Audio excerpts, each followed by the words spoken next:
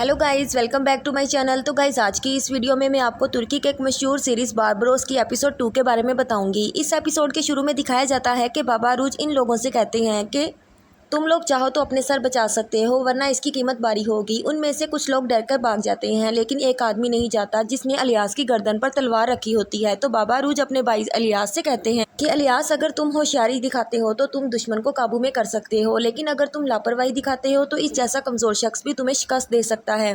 Alias को समझ लग जाती है कि बाबा रूज क्या कहना चाहते हैं और अलियास होशियारी से पीछे हट जाता है और बाबा रूज उस पर चाकू से ज़रब लगाते हैं। इस तरह बाबा रूज अपने दुश्मन पर काबू पा लेते हैं, लेकिन बाबा रूज उसे नहीं मारते बल्कि छोड़ देते हैं, क्योंकि बाबा रूज समझ जाते हैं कि ये आदमी किसी के कहने पर ऐसा कर रहा है क्योंकि इसको पैसों की ज़रूरत है। इसलिए बाबा रूज उसे आज़ाद छोड़ देते हैं और चले जाते हैं। फिर सीन शिफ्ट होता है और हमें दिखाया जाता है कि बाबा रूज का छोटा भाई खिजर और ज़ैनब पेत्रुस के सिपाहियों के हाथों पकड़े जाते हैं, लेकिन इससे पहले कि पेत्रुस के सिपाही खिजर और ज़ैनब को मार देते, खिजर ने ज़ैनब का हाथ पकड़कर समुद्र में छलांग लगा दी।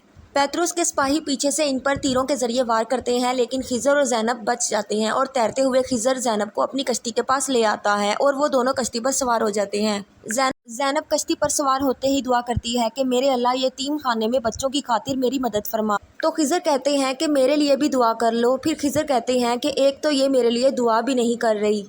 फिर ज़ैनब कहती है कि अब हम क्या करेंगे। तो फिर खिजर कहते हैं कि पहले हम इस जजीरे से फ़रार होंगे। फिर खिजर कहते हैं कि फिर तुम मेरा शुक्रिया अदा कर सकती हो। तो फिर ज़ैनब कहती है कि मैं तुम्हारी वजह से ही मुश्किल में पड़ी हूँ। फिर खिजर ज़ैनब से कहते हैं कि कुल्हाड़ी से रस्सी को काट दो, अगर हम यहाँ से ना निकल सके तो वो हमारा सर इसी कुल्हाड़ी से काट देंगे। तो ज़ैनब जल्दी से रस्सी को काट देती है और ज़ैनब परेशान हो जाती है और खिजर से पूछती है कि क्या वो हमारे पीछे आएंगे। तो खिजर कहता है कि इनके आने से पहले हमें आरामगाह के लिए कोई और जजीरा तलाश करना होगा।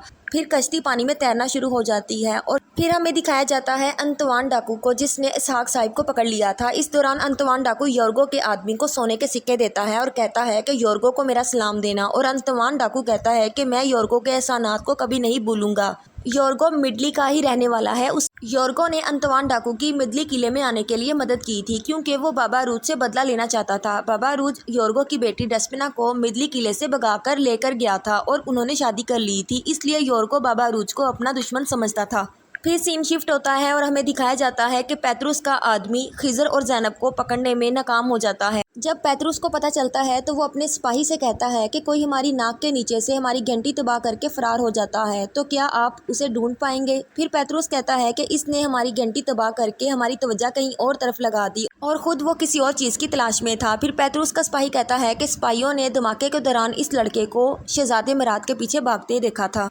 तो फिर पेत्रुस कहता है कि शहजादे मराद को फ़ौरन मेरे पास भेजो, वो ज़रूर कुछ जानते होंगे। फिर हमें दिखाया जाता है खिजर और ज़ैनब को, जो कश्ती में सवार होते हैं। ज़ैनब खिजर से पूछती है कि हम कहाँ जा रहे हैं। तो खिजर कहते हैं कि मैं अपने घर जा रहा हूँ मिडली में, और मैं आपको किसी महफूज बंदरगाह पर छोड़ दूँगा जहाँ से आप कश्ती पर बैठकर अपने घर जा सकेंगी।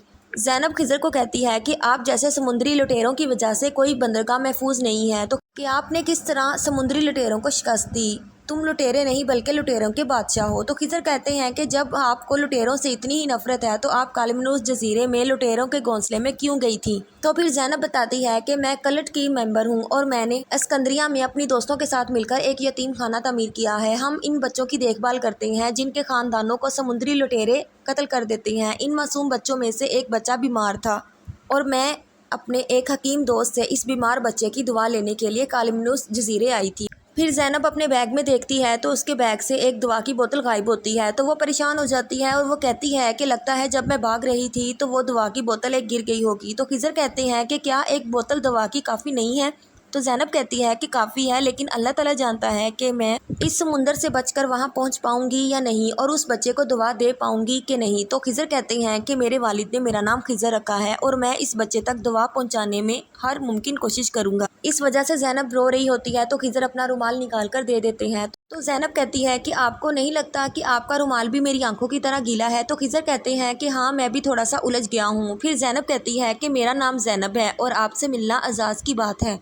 फिर सीन शिफ्ट होता है और हमें दिखाया जाता है कि शहजादा मुराद पेत्रुस को बताते हैं कि उस शख्स ने मुझे मारने की कोशिश की, और फिर शहजादा मुराद बताते हैं कि मेरी गर्दन में एक हार था जो मेरे बाबा जेम्स सुल्तान ने दिया था, वो हार उस शख्स ने ले लिया। फिर पेत्रुस कहते हैं कि क्या आप मुझे बता सकते हैं कि वो हार किस तरह का दिखाई देता था। तो शहजादा मुराद कहते हैं कि इस हार के दो हिस्से हो जाते थे اور جب وہ کھولا جاتا تھا تو اس کے دوسرے مڑے ہوئے حصے پر ایک نشان تھا اور اس پر کچھ عجیب سی لکیریں تھیں۔ پیتروس وہ نشان کاغذ پر بنا لیتا ہے اور کہتا ہے کہ کیا وہ اس طرح کا دکھائی دیتا تھا؟ تو شہزادہ مراد کہتے ہیں کہ ہاں، اس سے کافی ملتا ہے۔ تو پھر پیتروس وہ نشان دیکھتا ہے اور کہتا ہے یہ ہار ایک امانت ہے اور یہ بہت اہم ہو سکتا ہے۔ پھر ہمیں دکھایا جاتا ہے کہ خضر مڈلی پہنچ جاتے ہیں اور سب سے پہلے وہ استاد سلیمان سے ملنے جاتے ہیں۔ تو استاد سلیمان خضر کو دیکھ کر بہت خوش ہوتے ہیں اور خضر استاد سلیمان کو وہ ہار دکھاتے ہیں اور کہتے ہیں کہ یہ آپ اپنے پاس رکھ لیں۔ تو استاد سلیمان کہتے ہیں کہ یہ ہار قیمتی ہے، میں کیسے اسے اپنے پاس چھپا سکتا ہوں؟ تو خضر کہتے ہیں کہ یہ امانت آپ اسے اپنے پاس محفوظ رکھیں گے۔ پھر خضر وہاں سے جب اپنے گھر آتے ہیں تو بہت خاموشی ہوتی ہے اور خضر دروازے پر جب ایک کاغذ دیکھتے ہیں تو اس پر لکھا ہوتا ہے کہ بائی کے بدلے بائی۔ پھر خضر اپنے اسحاق بھائی کو آواز دیتے ہیں لیکن کوئی جواب نہیں آتا۔ تو خضر اندر جا کر دیکھتے ہیں تو وہ دیکھتے ہیں کہ اسحاق صاحب کے بیوی اور بچوں کو قتل کر دیا گیا ہے، جسے دیکھ کر خضر بہت روتے ہیں اور بہت دکھی ہو جاتے ہیں۔ پھر جب صبح ہوتی ہے تو خضر اپنے بھائی کے بیوی اور بچوں کا جنازہ پڑھا کر ان کو دفن کر دیتے ہیں۔ پھر ہمیں دکھایا جاتا ہے کہ انتوان ڈاکو نے اسحاق صاحب کو پنجرے میں قید کر دیا ہے اور وہ اسحاق صاحب کے پنجرے کو بار بار سمندر کے پانی میں ڈبوتے ہیں، جس سے اسحاق صاحب کی طبیعت خراب ہوتی ہے۔ لیکن انتوان ڈاکو کہتا ہے کہ جب تک تمہارے بھائی نہیں آ جاتے تب تک تمہارے ساتھ یہی ہوتا رہے گا۔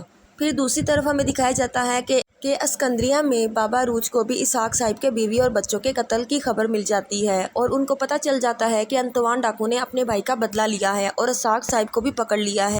یہ سن کر بابا روج اور الیاس بہت دکھی ہوتے ہیں۔ بابا روج کہتے ہیں کہ میں نے انتوان ڈاکو کے بھائی کو مارا تھا تو سزا بھی مجھے ملنی چاہیے تھی، اسحاق صاحب کو نہیں۔ پھر بابا روج اور الیاس اپنے بھائی اسحاق کو بچانے کے لیے سمندری سفر پر جانے کے لیے تیار ہوتے ہیں۔ اس کام میں ایزابیل بابا روج کی مدد کرتی ہے۔ بابا روج اپنی بیوی ڈیسپنا کو بتاتے ہیں کہ وہ مہم پر جا رہے ہیں لیکن وہ ڈیسپنا کو سچ نہیں بتاتے۔ ڈیسپنا کو غصہ آتا ہے کہ ایزابیل آپ کو بار بار سمندری مہم پر بھیج رہی ہے اور ڈیسپنا کہتی ہے کہ ایزابیل آپ کو مجھ سے دور کرنا چاہتی ہے۔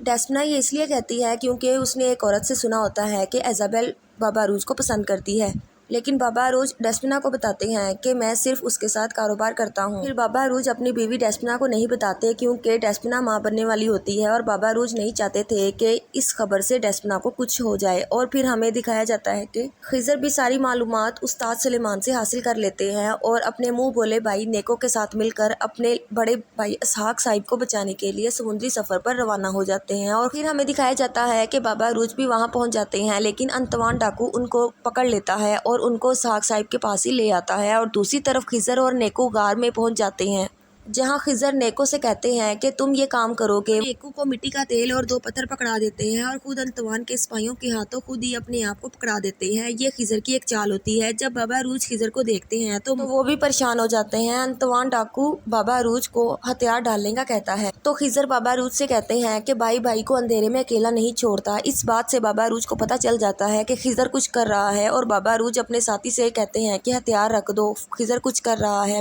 پھر ہمیں دکھایا جاتا ہے کہ نیکو غار میں مٹی کا تیل پھینکتا ہے اور پتھر کے ذریعے آگ لگا دیتا ہے جس سے غار میں چھپی ہوئی تمام چمگادڑ باہر نکل آتی ہیں اور انتوان ڈاکو اور سب سپاہیوں کے ارد گرد گھومنے لگ جاتی ہیں۔ اس دوران خضر اور بابا روج اسحاق صاحب کو بچا لیتے ہیں اور انتوان ڈاکو کو پکڑ لیتے ہیں جسے اسحاق صاحب خود اپنے ہاتھوں سے مار دیتے ہیں۔ اس واقعے سے چاروں بھائی اکٹھے ہو جاتے ہیں۔ تو گائز یہاں پر ہم ایپیسوڈ 2 کو ختم کرتے ہیں اور اگر آپ باربروس کی ایپیسوڈ 3 کے بارے میں جاننا چاہتے ہیں تو آپ میری ویڈیو کو لائک کریں، شیئر کریں اور میرے چینل کو سبسکرائب کریں۔